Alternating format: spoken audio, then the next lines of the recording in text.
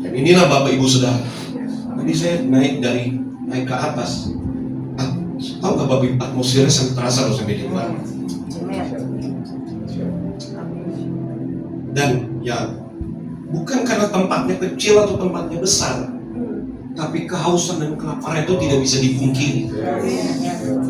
Saya pelayanan kemana aja Bapak Ibu Saudara. Dan tidak semua tempat di mana saya melayani, saya bisa mendeteksi atmosfer yang haus dan lapar.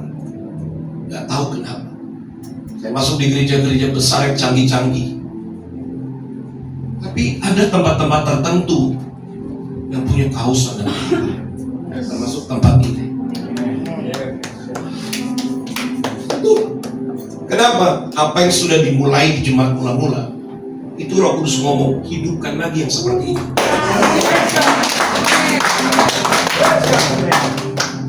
Karena apa yang telah dimulai oleh murid-murid Tuhan yang adalah orang Yahudi, dengan gabungnya Paulus memberitakan kebenaran dari akar sebenarnya, maka mereka bertumbuh dahsyat. Setiap hari ada hal-hal yang dahsyat.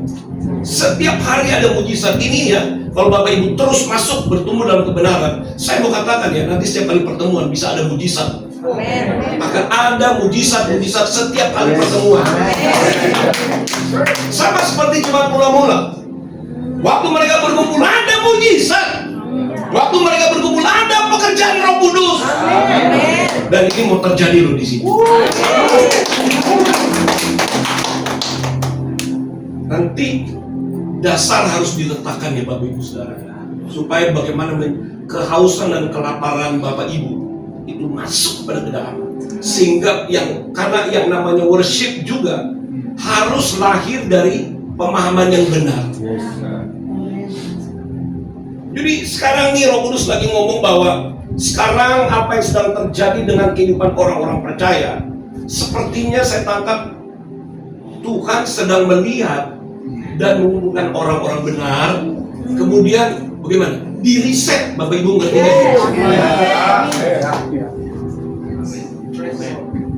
Ya, saya harap ngomong harus hati-hati. Ya, saya harap Bapak Ibu mengerti. Orang-orang benar yang ada di pelosok-pelosok ini, pekerjaan Roh Kudus ini sedang dikumpulkan. Lalu mereka harus masuk dalam perkumpulan orang-orang yang bertumbuh dengan benar. Amin. Bagaimana bertumbuh dengan benar? Injil itu harus dikupas kembali seperti aslinya. Seperti aslinya. Sebagaimana Paulus menyampaikan Injil dari pemahaman Yahudi, dari pemahaman Ibrani, maka di akhir zaman ini saya tahu ini adalah waktunya. Tuhan sedang memanggil kembali orang-orang ini supaya mereka dibangun kembali dengan benar. Jadi kalau sedang dibangun kembali, nanti paradigmanya itu akan dirombak.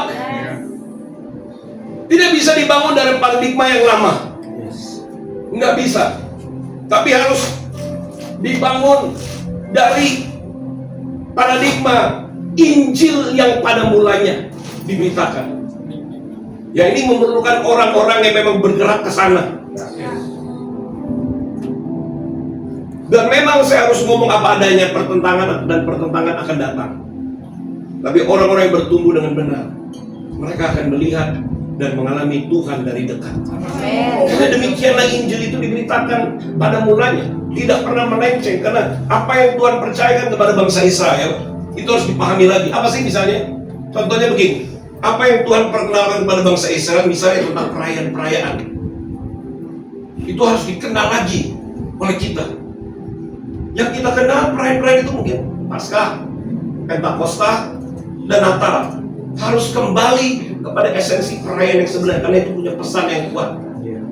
Kemudian orang-orang percaya ini harus mulai belajar memahami tahun-tahun yang Tuhan berikan kepada bangsa Israel. Karena disitulah pengertian dengan pengertian yang lebih jelas. Bagaimana bangsa Israel menjadi satu bangsa, kita harus bisa lihat dari situ. Kalau nggak bisa. Nah, sekarang Tuhan sedang kumpulkan kembali nih orang-orang yang haus dan lapar. Mereka harus dibangun yang benar. Nah, salah satunya adalah tentang perjanjian. Belum banyak orang percaya mengerti tentang perjanjian. Karena perjanjian itu masuk di dalam perjalanan waktu untuk orang-orang ini mengenal dengan benar. Dan saya menemukan di dalam Alkitab, saudara, semua dimulai dari perjanjian. Kita tidak bisa mengenal kebenaran, mengerti yang benar dan ada di dalam yang benar sebelum kita bersepakat dengan Tuhan. Waktu kita bersepakat dengan Tuhan, itu sebenarnya kita sedang mempraktekkan bagaimana hidup di dalam perjanjian. Supaya kita berjalan di dalam perjanjian. Jadi sebenarnya Bapak Ibu, perjalanan orang-orang percaya ini bukan perjalanan yang kosong loh, saudara. Perjalanan yang dahsyat. Cuma masalahnya kenapa orang-orang Kristen kok tidak mengalami mujizat, tidak mengalami terobosan.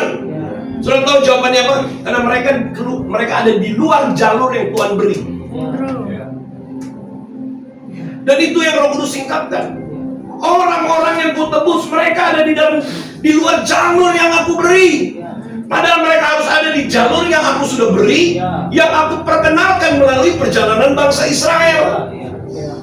Tapi karena orang-orang yang ku tebus berjalan di luar jalur itu, maka mereka sulit untuk mengalami mujizat. Karena mujizat, terobosan hanya ada di dalam jalur itu. Kalau nggak ada, saudara. Dan ketika Roh Kudus lihat.